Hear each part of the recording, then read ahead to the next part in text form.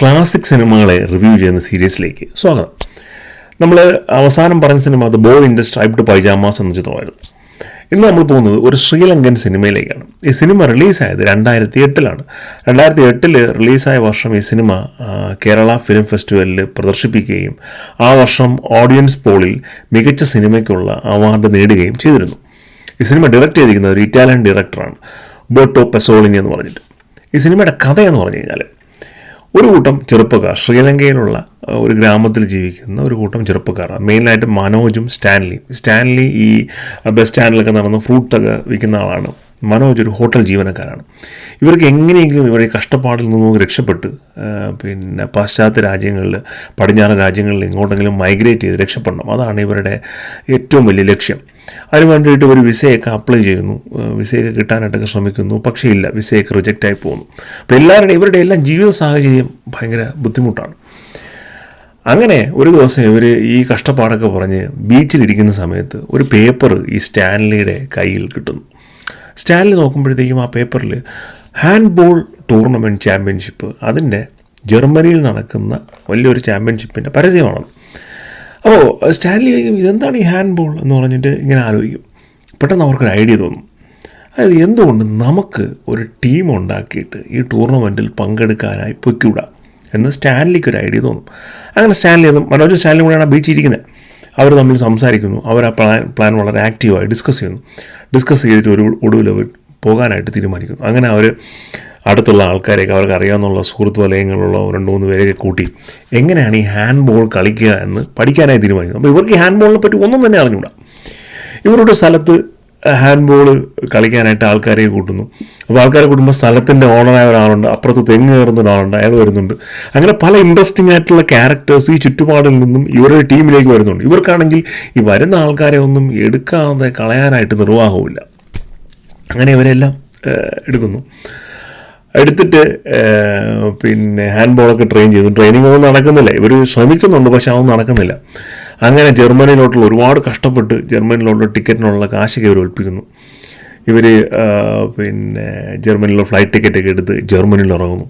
അപ്പോൾ ഇവരുടെ ഉദ്ദേശം ഈ ജർമ്മനിയിൽ ഫ്ലൈറ്റിൽ നിന്നും എയർപോർട്ടിൻ്റെ വെളിയിൽ വന്നു കഴിഞ്ഞാൽ ഉടനെ തന്നെ എങ്ങോട്ടെങ്കിലും ഓടി രക്ഷപ്പെടുക എന്നുള്ളതാണ് ഇവരുടെ ഉദ്ദേശം.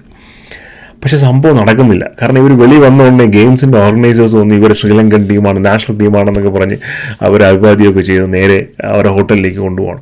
അപ്പോൾ ഇവർക്ക് എന്ത് ചെയ്യണമെന്നുള്ളത്, നെക്സ്റ്റ് ദിവസം കളിക്ക് ഇവർ സ്റ്റേഡിയത്തിൽ വരുന്നു. ഈ ബാസ്ക്കറ്റ് ബോൾ കളിക്കുന്ന പോലത്തെ ഒരു സ്ഥലമാണ് ഈ ഹാൻഡ്ബോൾ കളിക്കുന്നത്.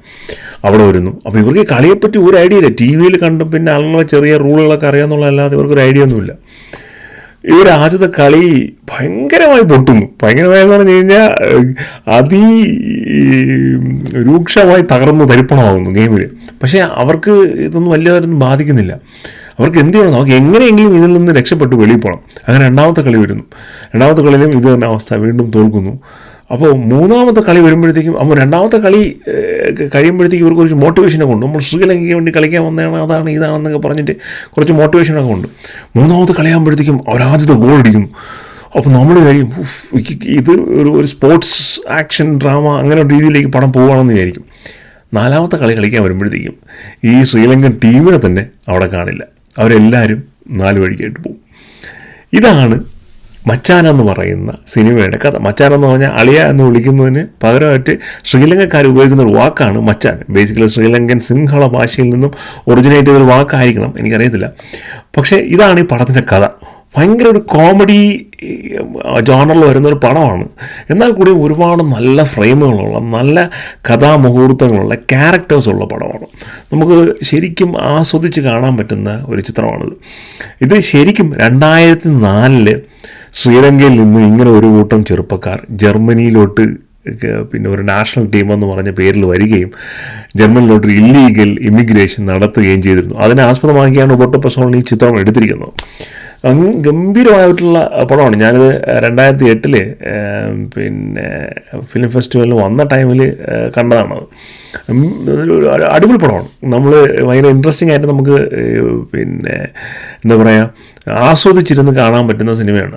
ഇതിപ്പോൾ യൂട്യൂബിൽ ഈ ചിത്രം ഉണ്ട്. ഞാനിത് സെർച്ച് ചെയ്തപ്പോഴാണ് കണ്ടത്. യൂട്യൂബിൽ ചിത്രം ഫ്രീ ആയിട്ട് ഉണ്ട്. പക്ഷേ സിംഹള ഭാഷയിലുള്ള പിന്നെ ഡയലോഗ്സാണ്. അപ്പം പ്രോബബ്ലി ഒരു SRT file, sub title file എവിടെ നിങ്ങൾ ഡൗൺലോഡ് ചെയ്തിട്ട് യൂട്യൂബിലെ വീഡിയോ ആയിട്ട് സിങ്കപ്പ് ചെയ്ത് കാണുന്നതായിരിക്കും നമുക്ക് കാണാനായിട്ട് സൗകര്യം. പക്ഷേ കാണാൻ വിട്ടുപോരുത്, എല്ലാ ഹൈപ്പിനും ഒരുപാട് അവാർഡ് ആ ടൈമിൽ ഒരുപാട് ഫിലിം ഫെസ്റ്റിവൽ സർക്യൂട്ടുകളിൽ ഒത്തിരി അവാർഡ് ഈ ചിത്രം നേടിയിട്ടുണ്ടായിരുന്നു. ഗംഭീരം പടമാണ്. എന്തായാലും കണ്ടതിന് ശേഷം നിങ്ങൾ നിങ്ങളുടെ ഫീഡ്ബാക്ക്സ് കമൻസിൽ പറയുക. പേര് മറക്കണ്ട, മച്ചാൻ, അതാണ് സിനിമയുടെ പേര്. ഹിന്ദിയിലൊക്കെ ഉള്ള, തമിഴിലൊക്കെ ഉള്ള വേറെ കുറേ പടങ്ങളൊക്കെ ഉണ്ട്. അത് നോക്കുന്നത് മച്ചാൻ ശ്രീലങ്കൻ മൂവി എന്ന് പറഞ്ഞ് യൂട്യൂബിൽ സെർച്ച് ചെയ്യുക, പടം വരും. എന്തായാലും റിവ്യൂ ഇഷ്ടപ്പെട്ടുണ്ടെങ്കിൽ ലൈക്ക് ചെയ്യുക, ഷെയർ